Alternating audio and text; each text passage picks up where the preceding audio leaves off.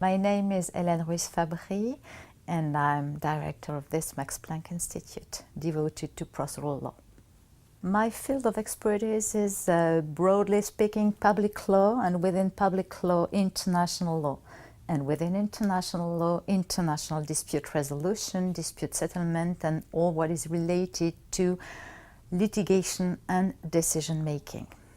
The best way of describing international law, in my view, is speaking about a mosaic or an archipelago. You have several islands, and these islands are not naturally interconnected. But you can have courts and you can have procedural issues on all these islands. So we have to gather knowledge on all these islands, and we have to compare them. And at the same time, to understand all these international systems, we also need to know the influences coming from inside the countries or from inside the various regions. So we work vertically and horizontally. The most visible international justice is, of course, criminal justice, because you have international courts judging individuals. It's about the worst crimes, genocide, crimes against humanity, and this kind of mass crimes. And the idea is that you can have at the international level the kind of justice which is not possible at the domestic level. And it has to be understood that international courts in criminal field exist when domestic justice is not able to work properly. The other side of international justice that you may know is related to human rights, because it is an heritage from the Second World War, when people were aware that even in a system which is formally a legal one, the worst can happen. So elevating human rights at the international level was a way of putting into place guarantees for individuals beyond the state. Beyond this, you have other international courts, but most of the time people are less aware, especially in the economic field. Trade courts are numerous, be it at the global level with the WTO, but you have also many regional trade courts, but most of the time they deal with interstate disputes. So most of the time, except for the economic actors, people are not aware of their mere existence. But if you are selling planes, for example, you're fully aware that the subsidies that you receive from your state can be subject to an international dispute. In law, you have, it is usual to separate things and saying that you have on the one hand what is procedure, and on the other hand what are the merits.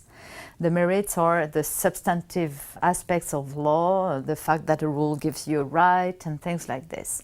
And beside this, you have procedural law, which is made of rules which say how to do things, how to implement your right, how to obtain damages when your right is broken or the rule is not respected. And at the end of the day, it turns out that procedural law most of the time tells you more on the basic logic of a society than substantive law. You can give the most beautiful right to someone. I can tell you, you have the freedom of expression. But if I don't give you with this a guarantee that you have a solution if your freedom is broken, what's the use of this freedom? So what I've put into place is to propose an ambitious project, which is a Max Planck Encyclopedia of International Procedural Law, with the idea that procedural law has to be explained, investigated under several aspects, including non-legal aspects such as sociological aspects. So we'll have to constitute a nice network of authors to write all these entries, and this encyclopedia will be available online. It's interesting to come here because you have a unique set of documentation.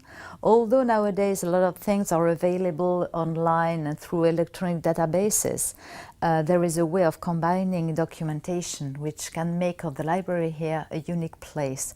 But it's not only about the library, it's also about the scientific environment and the opportunity to meet with people, researchers working in the field, sharing their diversity, but also their level of competence. And this also comes with a very supportive and efficient administration, and so the atmosphere is very empathic, and I think it plays a big role for successful research.